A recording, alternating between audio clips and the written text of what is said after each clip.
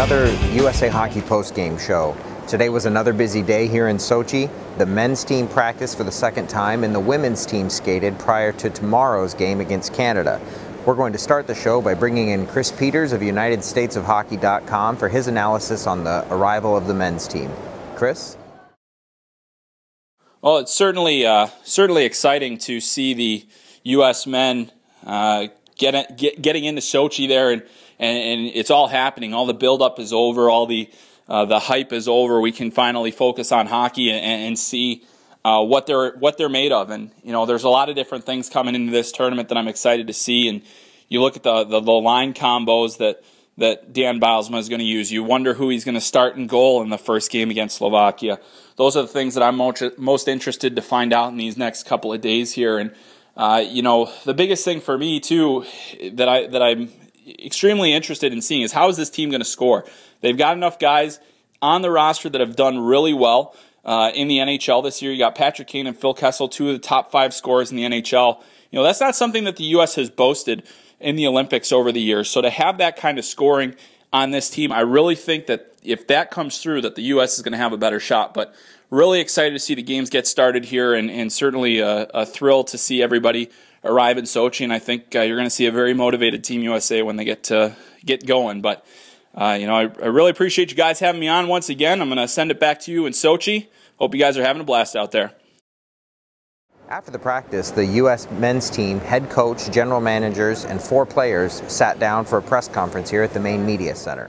I think first and foremost, we just want to thank Sochi for all the accommodations, and everything's been very easy for us right now, so thank you for that.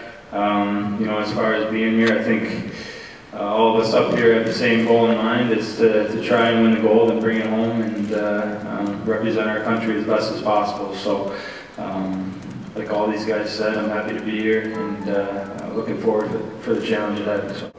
Afterward, Jim Johansson of USA Hockey did a quick Q&A with our show to discuss the logistics of the team arriving and what that does for evaluation. You know, the facilities are great. It's really convenient to get to practice.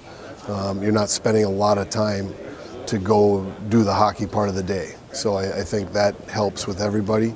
And to have 3 full practices, the way the NHL season is right now, I don't think many guys get 3 days in a row of practice without a game. So it's great to have those 3 days. It's obviously a much larger magnitude here, so you get a lot more requests at the Olympic Games. So that makes it something they have to manage more than a normal championship. The guys are used to right after a game, and that's probably about it. So again, I think at the younger levels, we're doing a better job of this being a part of the game for even those players. Well, let's switch gears back to the women's team, which has a big game tomorrow against Canada. I'm here with Harry Thompson from USA Hockey Magazine. What are your thoughts on the game? Well, you know what? It's going to be another instant classic U.S.-Canada matchup. It's the game everybody has been waiting for, short of the gold medal game. Canada comes into this game having scored 8 goals, hasn't given up a single marker, while the U.S. has scored a dozen and gave up 1. Both teams have dynamic forwards, solid defense, and awesome goaltending. So it should be a great game. How about you? What do you think? Well, you can't put too much stock into what happens tomorrow night. If you only have to look back to the 2012 Women's World Championship in Burlington, where the U.S. won in pool play 9-2 in an unprecedented victory, and a few days later lost in the gold medal game. So tomorrow is probably just another measuring stick on the way to a much anticipated potential gold medal game. You just can't turn a light switch on in hockey or anything, I think, and so you've got to bring your game, continue to perfect your game, and you can't just expect it to show up on a certain day. You've got to bring it all the time. We've been working for the past 4 years on consistency with our players and our game plan, so we're hoping to keep that going tomorrow night. It's pretty much a spoken rivalry. We battle, and there's blood, sweat, and tears that go into every game, and we're here for the same reason, the same goal in mind. So we have to play our best, and hopefully they bring their best.